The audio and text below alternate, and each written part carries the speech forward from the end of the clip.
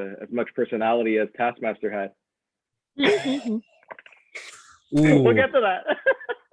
starting it off. Spicy. All right, well.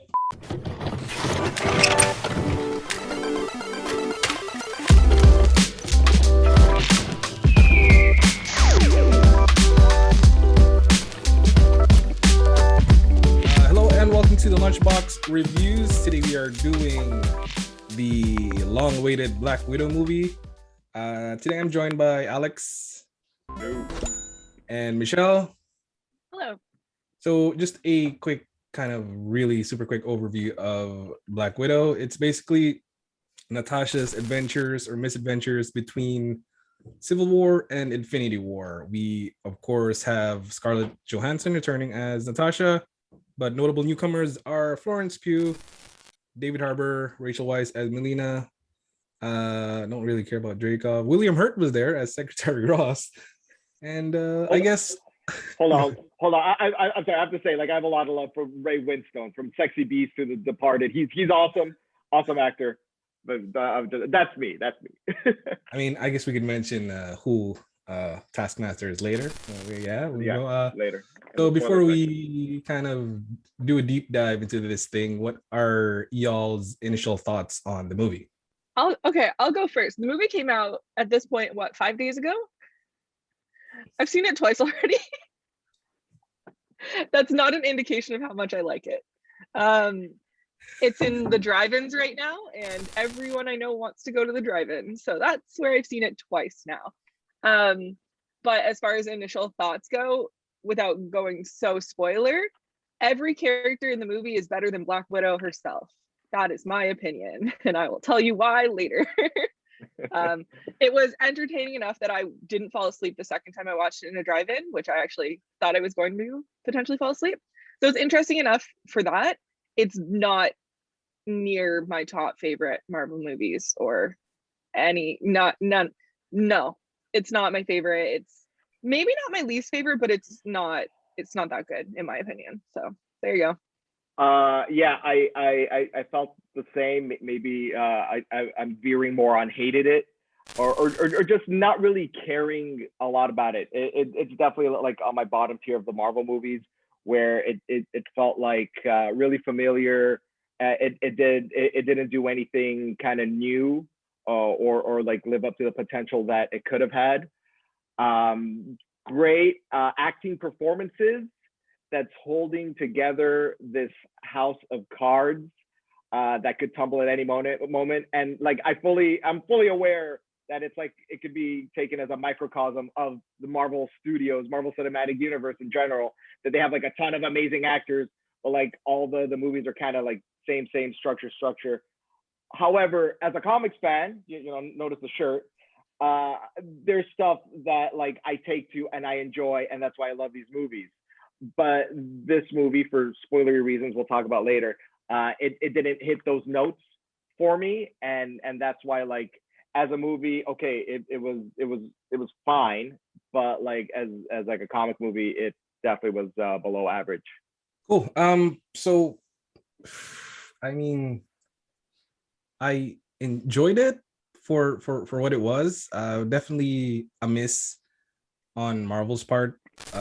There was a lot of things that I wish I saw and a bunch of things that didn't need it, but good action, good humor. Like we were talking, some actors shined more than who should actually shine. But yeah, I guess we'll get into that. So we are going into spoiler territory right now. So if you want to come back later or just watch us, you know the deal. So let's get on this. Things we like. Who passing the ball? I'll go first because Florence Pugh is one of my favorite actresses just in general. I think everything she has ever done, she shines in. She steals the show in literally all the things. And this is no exception in my mind, because I thought she was by far the better character. The comedic, like she's Florence Pugh as an actress has been in a lot of like darker, scarier horror stuff. She's in a lot of horror movies like Midsummer, we all know. But I think seeing her hit the comedic notes as this character like to me cemented how amazing she is, because this character was absolutely spectacular. She was hilarious. I have not laughed so hard in a Marvel movie in actually quite some time. Like Ragnarok always gets some chuckles out of me, but there was something about her character Yelena doing like the hair flipping pose thing and like commenting on that, and the recurrence of that like commentary from her character, that to me was just like perfect. Like that was so perfect. I'm so happy they kind of touched on that, because it's just so stupid and so silly, and I loved her character.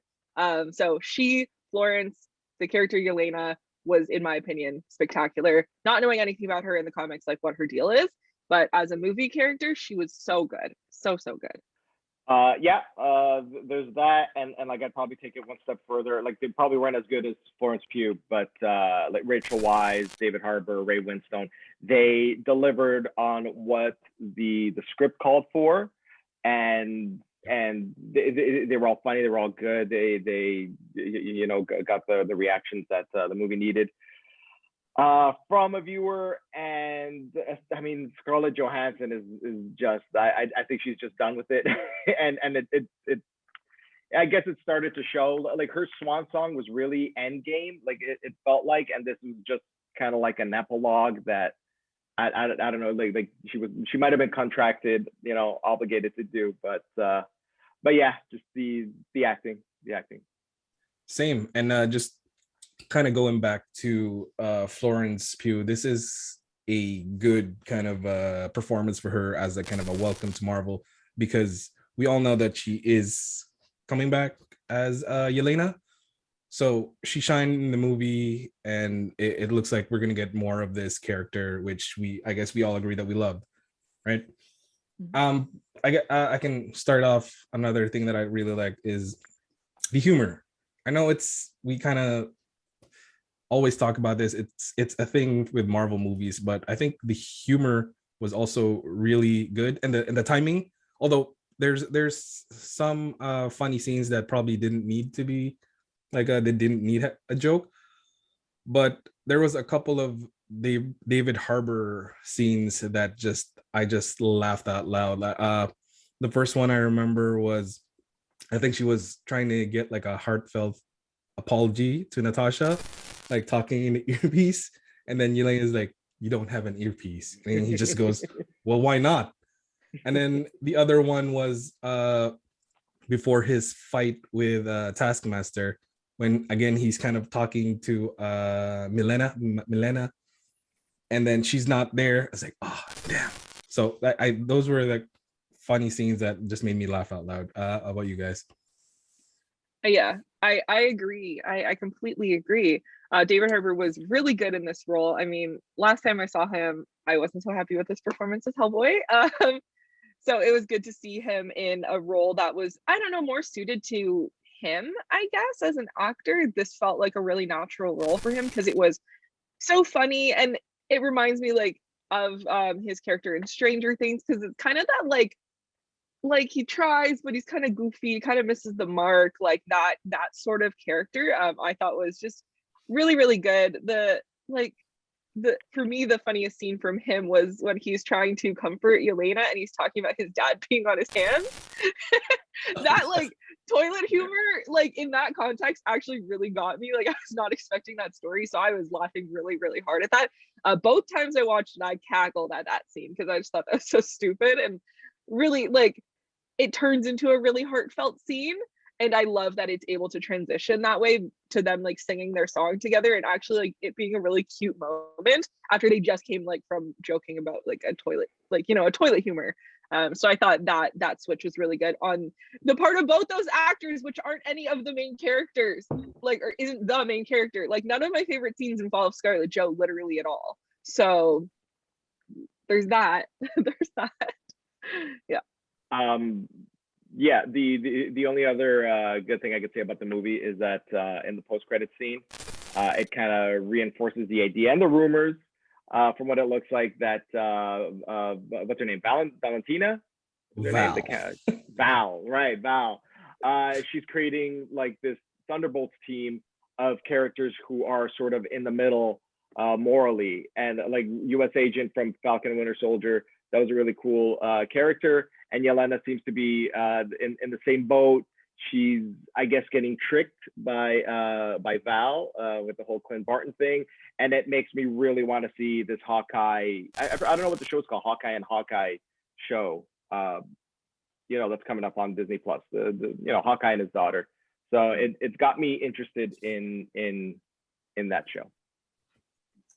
I guess there's one more thing that I liked in this movie, and I guess the action was pretty good. It was a lot of hand-to-hand combat, although I do admit that there was some scenes that were CGI that you could tell it was CGI, but for the most part, the action scenes were pretty good. Again, like, this movie wasn't the best, but it wasn't the worst, but it was entertaining enough. I guess if that's it for the stuff we liked, we can talk about the stuff that we didn't like. Who'd like to keep the ball rolling? Oh my God, Alex, it's all you. I can feel it. Should I just start with it? Go for it. That name. All right, in Taskmaster. Okay, like, all right. When the commercials came out, there was clearly something going on because number one, Taskmaster wasn't talking. He's a notorious boaster in the comics, as a character with that power set should be boasting, because this person is doing Spider-Man, Black Panther, Captain America, Hawkeye stuff, Swordsmaster stuff, like crazy stuff. So that's a boaster character. But there was no dialogue from Taskmaster in its commercials. You didn't see who was under the mask. So it's like, wait, what are you guys doing? And then no casting, no official casting for the character. So it was like, okay, you guys are doing something that's gonna piss off people.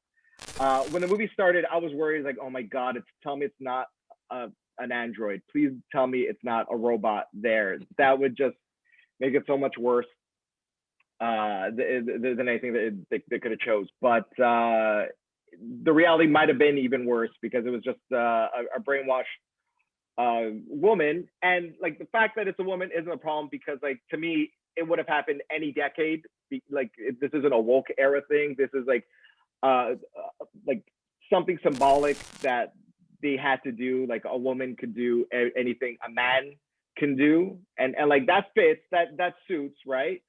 But the problem is, what's the point if your hero's not gonna best this villain? The climax just basically was she snorted some red coke and came to her senses. Yeah. So Taskmaster had no personality, and the potential for Taskmaster, once again, going to the comics, Taskmaster teaches up and coming thugs how to fight like these big name characters, so that they're better. And heroes like Wolverine and Cap has trained with him. Yeah, exactly. So he's a trainer, and who needs training? The Black Widows.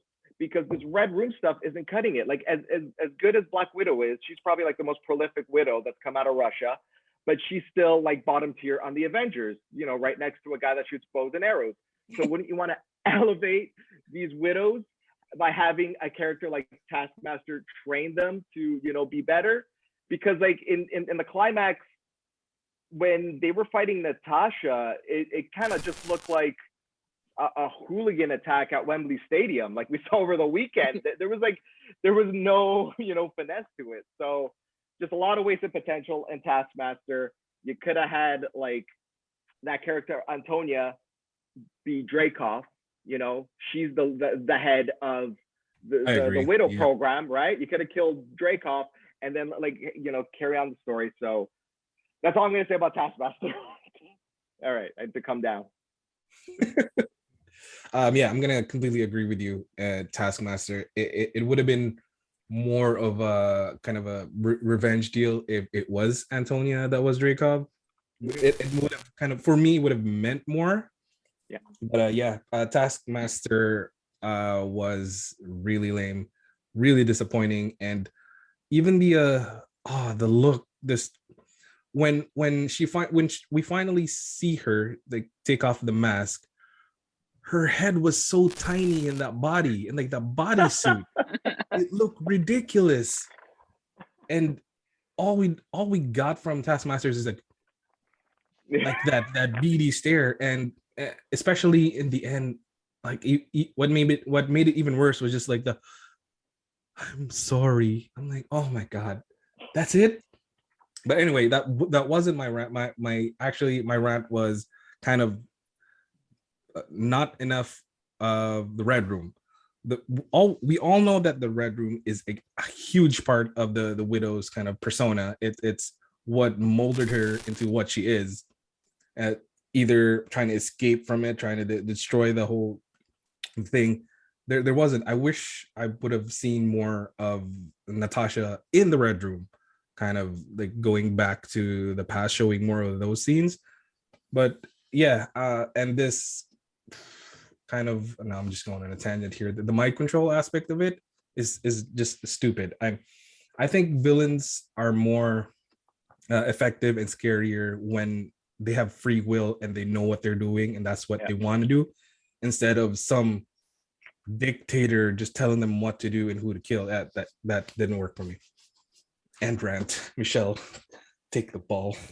Whoa, okay. I don't know, my rant might fall a little short compared to what you guys have to say. But here's where I'm at. And this is, to anyone watching this, take this, however you want.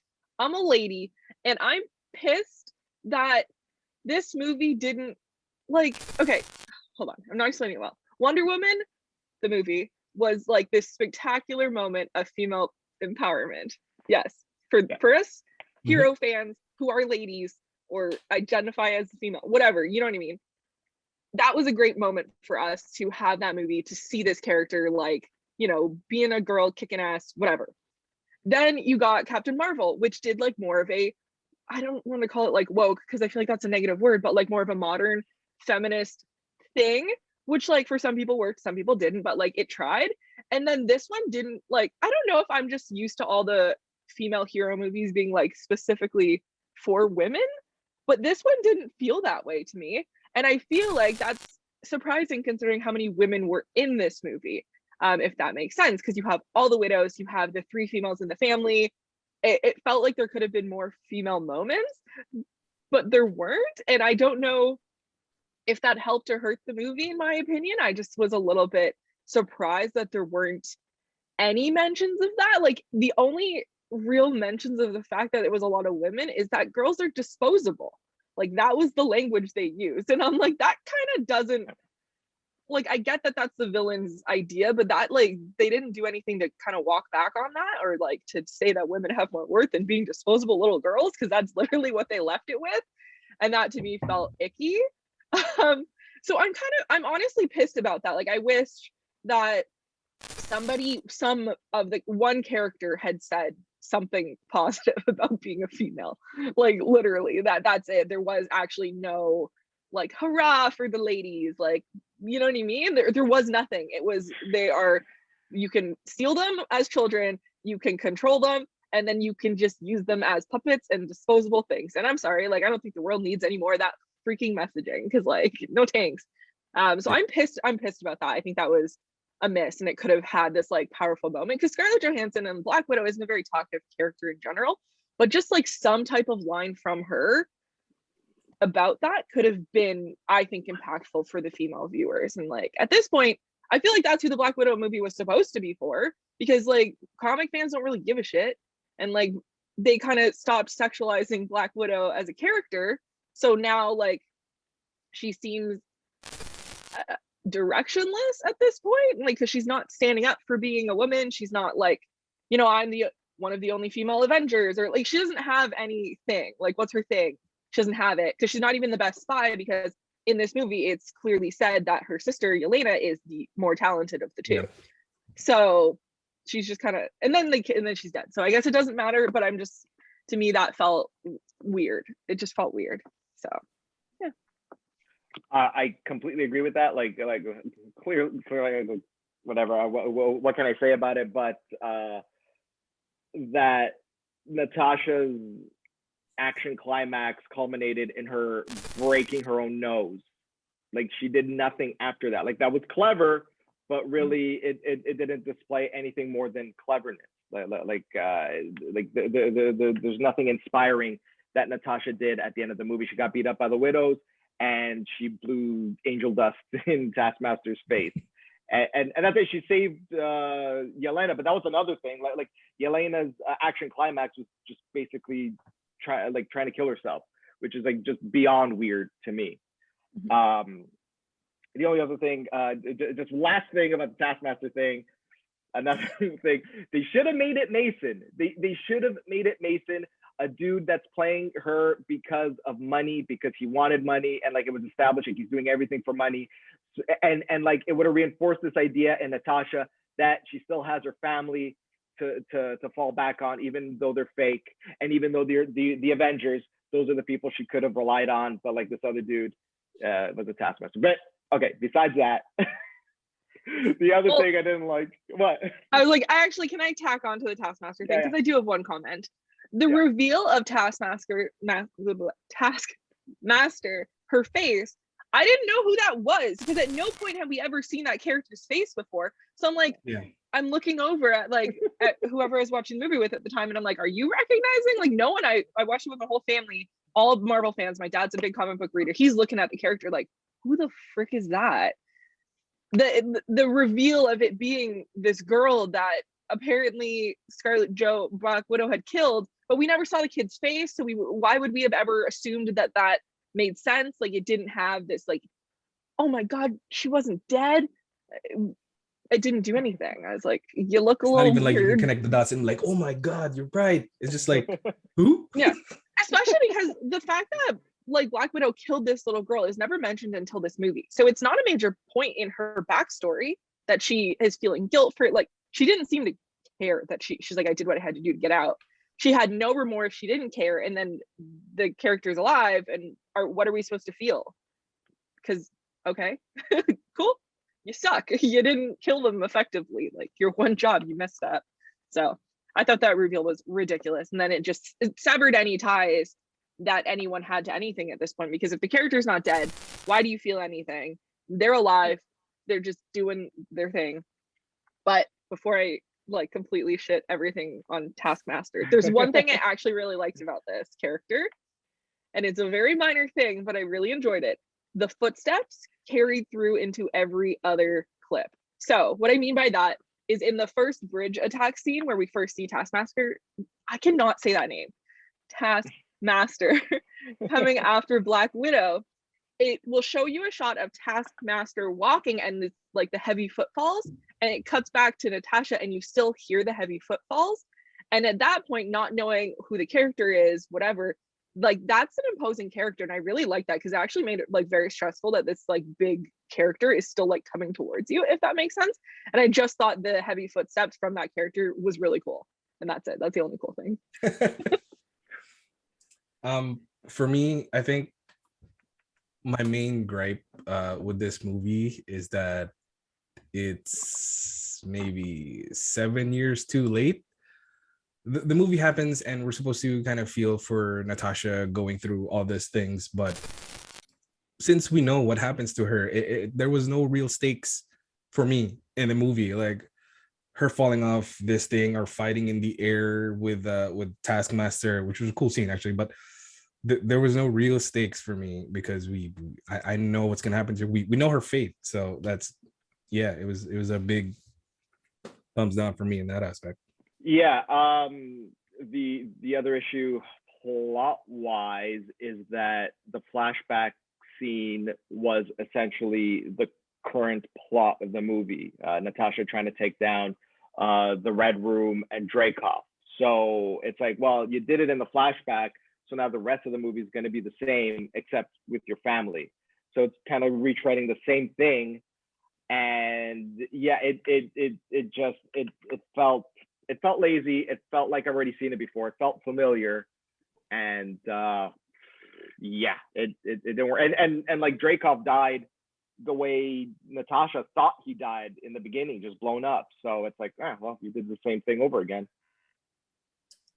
Just to add to that, it made the whole Budapest thing kind of lame. Like we've had this question of what happened in Budapest all this time, and to make it a failed assassination attempt. I mean, like, come on, two of the best at what they're supposed to do didn't get to kill a little girl and her overweight dad. Like, how do you, geez, how do you miss that? Like, bomb, how do you, yeah, sorry. Somebody say How do you something not else. confirm your kill as Yeah. you're Yeah. supposed to? Yeah, you as didn't an even confirm the assassin? kill? Like, come on. That's weak. She fought Loki. She fought Loki.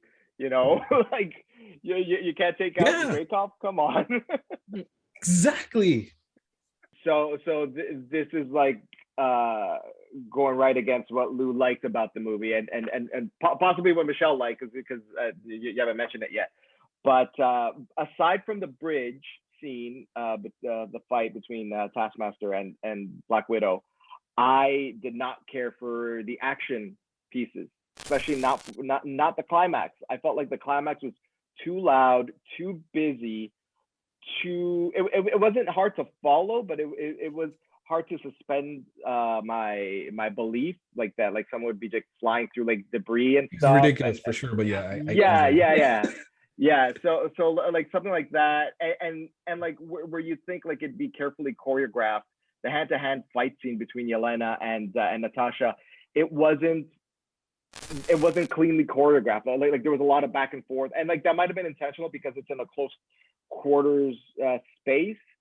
So like maybe it's intentionally sloppy, but like having like two elite hand-to-hand combatants and you can't really follow along, it kind of bugged me, because like there's a lot of potential there. And the chase was kind of cool, but like the whole hide and seek aspect at the end, the way they got away, it's like but whatever. Yeah, the action, it just it kind of turned me off. I actually agree. I think the best action moment was between Red Guardian and Taskmaster, because I thought that was an evenly matched fight, and it was what I thought that type of fight would be, and I thought that was really, like, I really liked that part, but it was intercut with a bunch of other nonsense, so you didn't really get to fully enjoy it. I feel like the best of each, in my opinion, the best of each type of scene happened for characters that were in Black Widow. Like the best comedic scene, the best heartfelt scene, the best fight scene, like all of it. The best ending scene, everyone but her. She didn't have the best of anything. Yeah. I mean, I did like the fighting scenes, but I didn't love it, which I'm sure we'll all be blown away when it comes to Shang-Chi coming in a couple of months. Before we move on, let's get to the just our favorite scenes or stupidest scenes, whatever you want. It's just the scenes that kind of, whether good or bad, sticks out to you the most in this movie. I know what my answers are. The worst was when Natasha is falling off the building, catches onto the railing, and then flings herself in, because that looked so, like, the CGI on that looked atrocious. It completely took me out of it. I was just like, oh yeah, no, that's what we're watching. Okay, great. That felt terrible. Whereas a lot of other scenes looked decent enough. And that seemed like a relatively, I don't know, easy enough not to mess up sequence visually, but it looked like crap. It looked so stupid and so bad. And unnecessary. Like, she fell off the building twice. Come up with something new. Like, I don't care. That was so ridiculous. So that's my least favorite. And forever, my favorite is Yelena in the convenience store demonstrating the hair flick.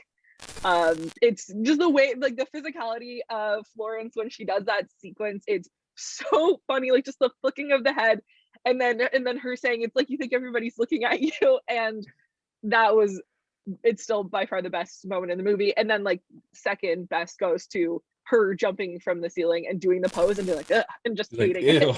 Yeah, it's just like her little, like, ugh.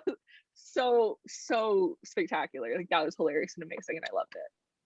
I'm gonna agree with you a little on the that falling scene where she falls off the building. I mean, you had months and months and months and months to refine that CGI. I mean, Black Widow was supposed to come out last year. If there was kind of something, even that tiny, just the CGI, just to fix it a bit, you had like a lot of time to fix that. But yeah. And since I'm already talking, I guess I can go next. My absolute favorite scenes are anything to do with David Harbour talking. It was the scenes with him that just stood out to me the most, and it made me think if, because somebody called him out on it when he was talking about he fought Captain America. Did he fight Isaiah Bradley then? Is like, could that be possible? Oh. Because it doesn't fit the it, timeline for Steve Rogers, right? But no, Isaiah Bradley was in prison at this time because David right. Harbour, yeah, he mentioned it happened in the 80s. And like Yeah. they haven't established if there was a Captain America in the 80s. There might be for all we know. But yeah, all the David Harbour scenes and just them like chatting it up as a family was like what I liked most in the movie. I gotta say, like, least favorite, Michelle, you just reminded me of like the like special effects issues, and it felt like the climax suffered from that too. I forgot which instances specifically, but like it looked like really, like you can tell there's a green screen. It's like, well, Yeah. you guys are just not where you're supposed to be, and like Marvel's so good at that. And like I started thinking, it's like, is this like a pandemic related issue that like you were supposed to do something originally, and then it's like, all right, green screen everything. Ray Winstone, come here, stand there, you know, that sort of thing. It was really confusing at how bad that, like, portions of it looked. Okay, I'm glad I'm not alone in thinking that then. And my favorite scene, yeah, like Lou mentioned, it's David Harbour talking about Captain America. He was just obsessed with like being this Captain Russia character, but like, you know, trying to match up with Captain America. It's incredible. And him asking Natasha, is like, oh, did he mention me? Did he mention? Oh God, yeah, that was really funny. I know I didn't add anything to the like my least favorite scene, but I will now because I just thought of it, and I think you guys had already mentioned it, and that it just felt like ScarJo just packed it in for this movie. I know she had like multiple duties on this film because I think she was also one of the big producers for this film, but it reminds me, although most of the X-Men movies are crap, but it felt like Jennifer Lawrence's performance one after the other, where it was like she was kind of good, and then all of a sudden in the very last one she's like, yeah, she just gave up on being Mystique. Like you could just tell. Yeah. So Yeah. it wasn't as bad as Jennifer Lawrence, but it's kind of the same ish for me. I have a question for you guys because I was thinking about this. I was thinking back to all the previous like Black Widow performances that Scarlett Johansson's given us, and I'm curious if it's just she's just not that good as that character, because I think back to some of her previous performances and we get little snippets where like she's good, but this is the most we've ever had screen time, the most words we've ever had from her. So yes, I think she phoned it in, but I also think it's just like the character and or her portrayal of the character just isn't good. Because the only time I remember her being like, I don't know, matching the energy and the skill set of the rest of the cast was when she first showed up as Black Widow and she had like the red hair and she's all sexy and da da da whatever. That was her by far her best performance, with her like back and forth with Robert Downey Jr. And I feel like she's gone downhill since then. Because even in my opinion, in Endgame, when she like sacrifices herself, I think that's also a weak performance from her. I felt a lot more from Jeremy Renner as Hawkeye than I did from her in that moment. And she's like killing herself, and it's still not, I don't know. I don't know if she just, I don't know if I just don't like her or what it is. So, but yeah, your opinions, if you think anything about that. I do really love her in first Iron Man and Endgame. I really like her performance in Endgame, but kind of everything in the middle was just kind of a blur to me. Like the most memorable performances for me was Iron Man 1 and Endgame. What about you, Alex? I'm gonna say I'm partial to her performances in Avengers, the first Avengers, because I think like that's really when she had a lot to do, really, and like when that happened, like she, I don't know if she excels, but like when she has good stuff to do, and like in Avengers 1 she had good stuff to do. In Avengers 2 she was basically just a love interest for the Hulk, which is just, you know, just dumb. Yeah. But as far as the character goes, I think like a straight adaptation of the Marvel character wouldn't work because like she's kind of like this sultry, seductive, like highly super sexual character, and just like I don't think audiences would really take to that too well. Um, they call it really one dimensional, but which fair enough, it probably is. So I guess like that's why like the character in the movies has been kind of confusing in terms of like role in the Avengers, and yeah, so They took away her sexiness and didn't give her anything to replace it with. right, exactly. Yeah, because in comics she used a lot of her like sexuality to like get certain things done. And okay, here we go. Spicy opinion. Allow her to be sexy. I'm sorry, women can be sexy, and it doesn't have to be like such a friggin' problem. Like control, like having ownership of your own sexuality is an empowering thing. So like Marvel, wake up, do that. Make it that she chooses to be like that, because like obviously she's dead and it's too late, but you get what I mean. Because having her own that part of herself and own her sexuality and like use it as a weapon, absolutely let her as a female choose when she wants to be sexy and use it like in instances that make sense for the character. Because if you are a spy and you look like Scarlett Johansson, don't tell me you're not seducing people to kill them. That's a lie. Absolutely, you're going to use every tool in your arsenal. There's a reason why all the widows are thin and beautiful. That's a weapon. Beauty is a weapon when it comes to this type of thing. So like, why not allow that to exist? It doesn't have to be this like shameful thing of, oh, she can't be sexy. Like, no sexy, cover her boobies. Like, women are allowed to choose to be sexy, and I think that character would choose to be sexy because it makes sense. Like, it makes sense. Yeah, there's a way Give to her write more it than where that. it's not. There's absolutely a way for somebody to like do both. Be smart, be sexy, be all these things when you choose to, when it benefits you, because that's the character you're playing. I don't know. I mean, I think like that was the original intention with casting someone that looks like Scarlett Johansson, right? Like you're hiring Scarlett Johansson for a Scarlett Johansson role. You want someone to exude this sexiness, but somewhere along the way, it was like, oh, let's drop this. We can do something else, and I don't know. I don't know whether it's like modern taste or like they're afraid like what the Twitter horde will say. But I honestly I don't know. Well, I think to movies like the one that I think of when I think of the pairing between like this sexiness and this powerfulness is Atomic Blonde. Like Charlize Theron plays a spectacular spy character who's also very sexy and like uses that to her advantage in certain scenes and in certain moments, and it works well, and it doesn't feel like it's sexualizing or cheapening the character. It's no, she's using the weapons in her arsenal, and sexiness is one of them, and that's totally fine. I wish they'd done something, because by just removing the like sex appeal or like her use of it, they leave this completely bland character with no personality. So what is it? Like, what's she supposed to do now if that's not like, what's her role if it's not to do that? I don't know. She's dead, so it doesn't matter, but I'm still a little upset about it. They made her more of the girl next door instead of the hot cheerleader, kind of. That's what they were going for. Or at least if you're gonna remove that, make her like the motherly figure who takes care of everybody, or take away all the feminine roles that she ever had and just make her something that's not based on her gender, if you're gonna go that far, Marvel. And before we give out our score, what is our overall thoughts, view on the movie? So like I said in the Snyder Cut Justice League, like I basically judge movies on whether I would rewatch it, and like this isn't a movie I would rewatch.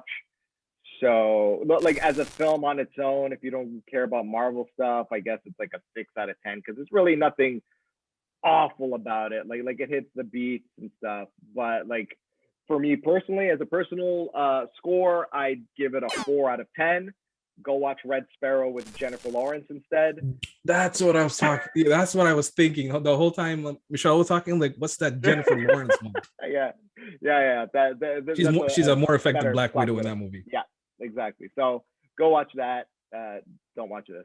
I'm going to copy you in the scoring. I'm going to give it a 4 out of 10. It's a weak Marvel movie in general. I think as far as action movies go, it's a weak action movie. Just in general, if you want a spy movie, Red Sparrow, Atomic Blonde, anything else, you've got your pick of the bunch. There's a lot of really good ones out there. And if you're looking to fill your time with Marvel stuff, do the Marvel shows. I'm a little bit mad. My whole family who I went to see Black Widow with, not a single one of them has watched the Marvel shows. And I was like, why are we wasting our money on this? Let's go home and watch Loki.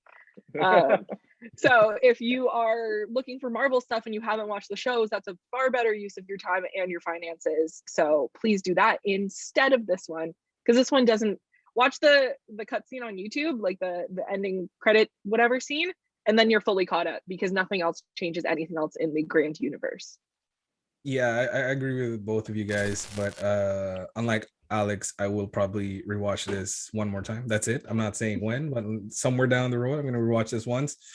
And it missed for me so much, and I wish we could have, said a better goodbye to Natasha, but yeah, it missed the mark for me, and I will probably have the highest score for this out of the three of us.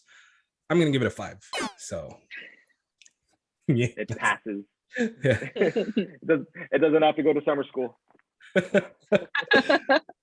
So that is our review for Black Widow. What did you guys think? Let us know. Our social medias are down below, and we'll see you again. Peace. Oh, and I'm joined by Alex and Michelle. So bye. Bye.